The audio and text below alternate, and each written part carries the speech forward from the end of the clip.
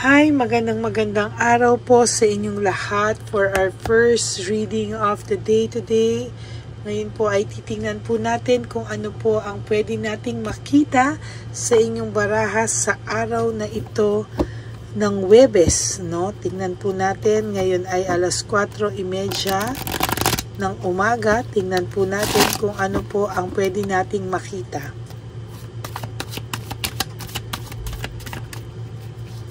Malasahin lang muna po natin ito, no?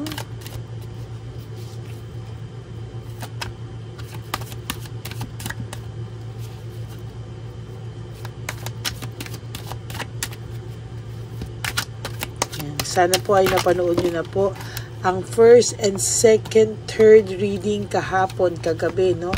Ay! Naku, sorry po. Hindi po ako nag-e-edit.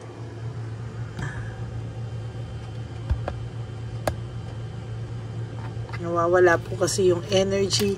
Kaya pasensya na po, hindi po ako nag-e-edit kahit mahulog po yan nang ako ay nag-video dahil mawawala po yung energy ko.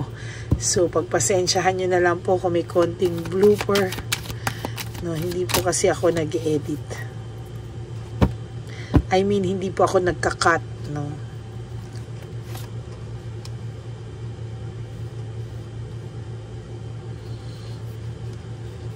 Bibigyan lang po kita rin sa introduction at bago tayo pumili. 1, 2,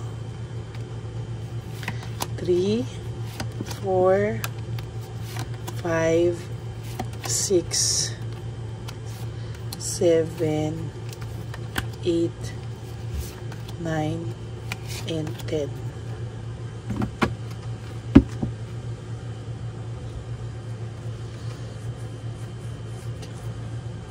I-explain ko po sa inyo ito mamaya kung ano siya. Ngayon po ay magbalasa muna po tayo nitong isang baraha.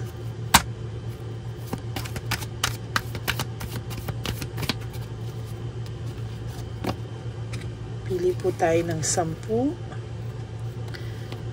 1, 2, 3, 4, 5, 6, 7, 8, 9, and 10.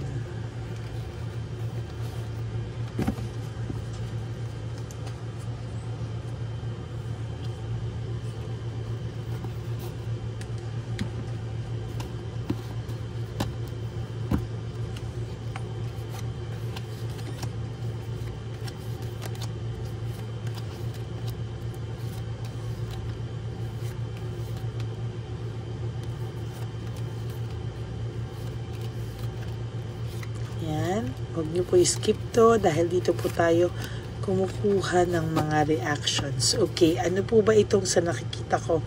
Lahat po ng paghihirap mo ay sooner or later ay magkakaroon ng rewards, no? Lahat po ng paghihirap mo somehow ay magkakaroon ka po ng rewards, no? Or matinding pagbalik ng blessing sa iyo, or babalik po sa iyo lahat ng magagandang ginawa mo. At lahat po ng gumawa sa iyo ng dishonesty at ng unfair na ginawa sa iyo ay babalik din po sa taong gumawa sa iyo. Magiging meron po ako nakikitang saya, no? Courage, determination sa mga oras na to sa iyo. And somehow sa nakikita ko po ay magiging mas maayos ka po sa susunod na panahon, no? Magkakaroon ka po ng passion sa iba mo pang mga gagawin at babalikan ka po nito ng magandang blessing sa totoo lang. Sa nakikita ko po dito ay meron pong nag-aambisyon na makita kang muli, no? Meron pong nag-aambisyon na makuha ka muli or maramdaman ka muli, no? Pero may gusto pong bumalik sa iyo pero hindi niya magawa, no? Hindi niya po mai-action, hindi niya po maisa buhay, no? Hindi niya po kayang gawin, no? May gustong bumalik pero hindi niya magawa.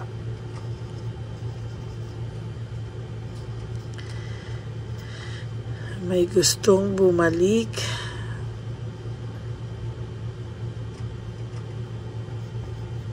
Pero hindi niya magawa.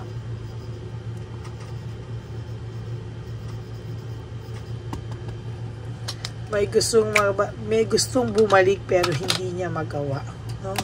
Sa totoo lang, marami po siyang plano, pero hanggang plano lang.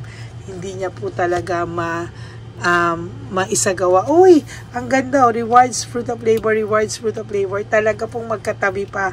2 different cards with 1, meaning magkatabi, no?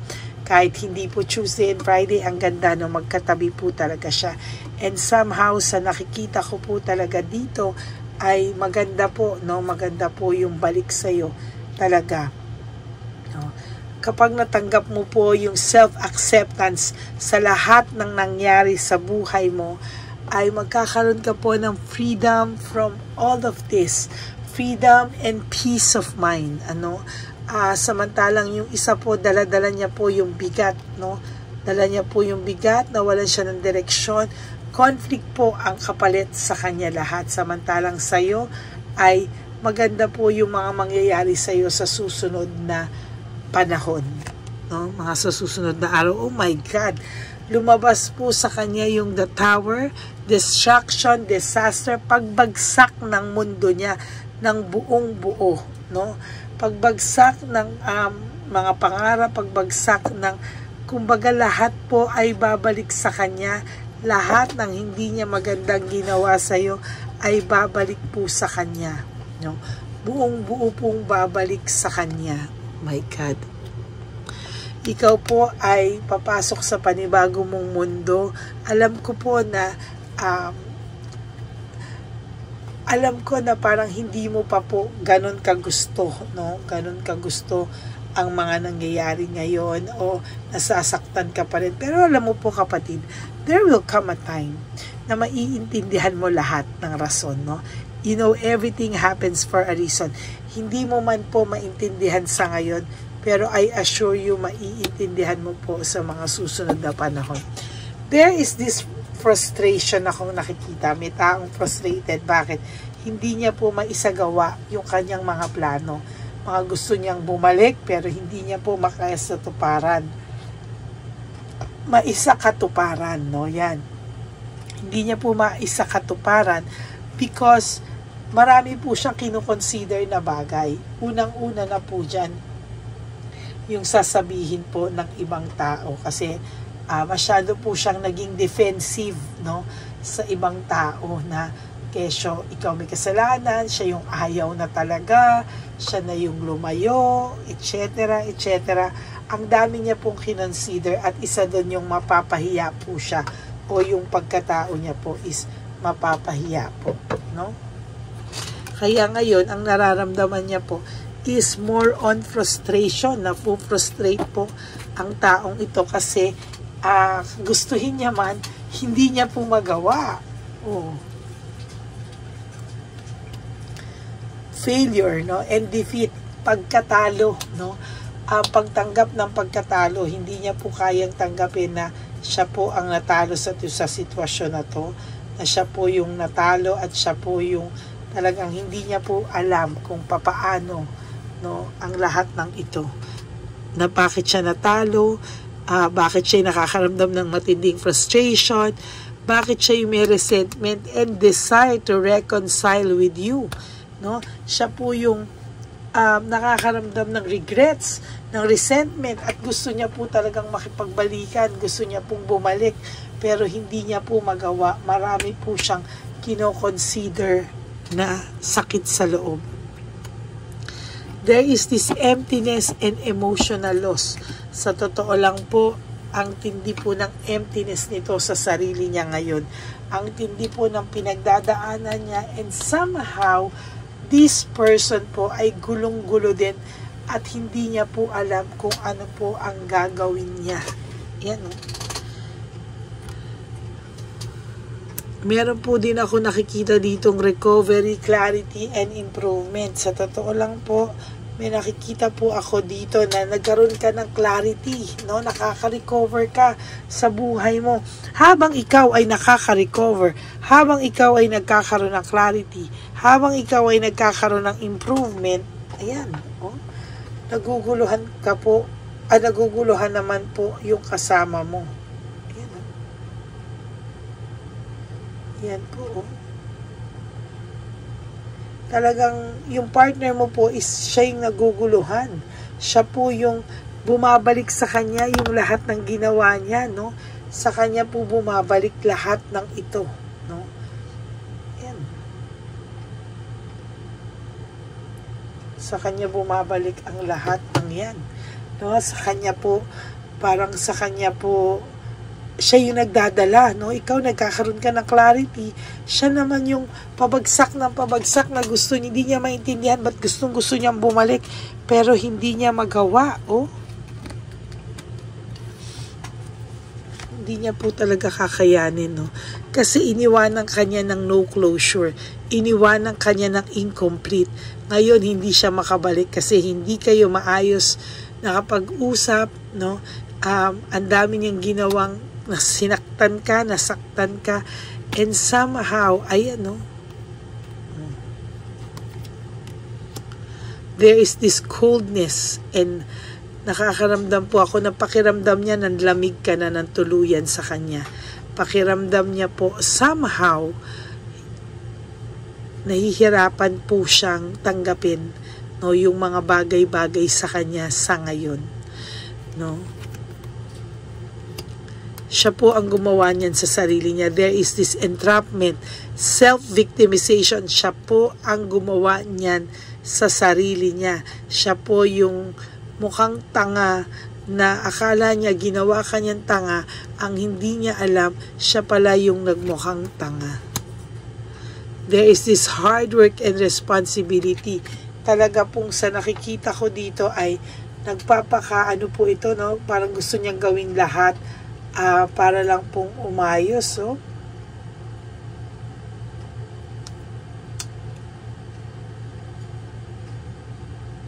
Pero hindi niya po magawang lumapit. Doon po ako naiinis sa kanya. Hindi niya po magawang lumapit. Hindi niya po magawang isakatuparan lahat po nung nasa isipan niya. As a matter of fact, hirap na hirap po siya talaga. Hirap na hirap po siya talaga, and somehow napipiko na rin po siya sa sarili niya. Hindi niya po mahawakan ka, no? Hindi ka po niya makontrol, no? Hindi ka po niya ang pakiramdam niya po iniwanan mo na siya. Ang pakiramdam niya po is somehow ay lumayo ka na ng tuluyan sa kanya. Ayan, no? For your last card, moving on, leaving behind. Ang pakiramdam niya po, ikaw po ay nagising na sa katotohanan at ayaw mo na sa kanya, at ngayon po siya natataranta, ngayon po siya nakakapag-isip na bumalik pero hindi niya po niya magawang bumalik, o hindi niya pa po magawang bumalik, hindi niya po masakatuparan yung mga gusto niya. Why? Because nahihirapan po siyang lunukin lahat ng mga nagawa niya sa iyo. Yan po ang disadvantage ng nangyari at ginawa niya, no, na umalis ng hindi maayos, niloko ka, sinaktan ka, nagbibring po ng frustration sa kanya. So that's it for your first reading of the day. May gusto pong bumalik pero hindi niya magawa. At yan po yung isa sa mga karma niya, no, na hindi siya makabalik sa iyo. Yun. So that's it for your first reading today. I hope na nag-resonate sa inyo. And if you do, can you please give me a like and comment down below kung ano po ang pakiramdam nyo naman, para gusto ko pong malaman at gusto ko pong makita kung ano po ang reaksyon nyo. Yan. No? Gusto ko pong makita at marinig, mabasa kung ano po ang mga reaction nyo. Okay? So, that's it for your first reading. For those of you po who would like to know if this reading is for you, you may contact me po at Lady Lee Elena. That's Ladyly Elena. Nasa dulo po yan ng ating video. Diyan nyo lang po ako pwedeng makontak. That's my only official and legit FB account, no? Yan. Ano pa po ba? Please, no skipping of ads. Yan, ano? Please, no skipping of ads po.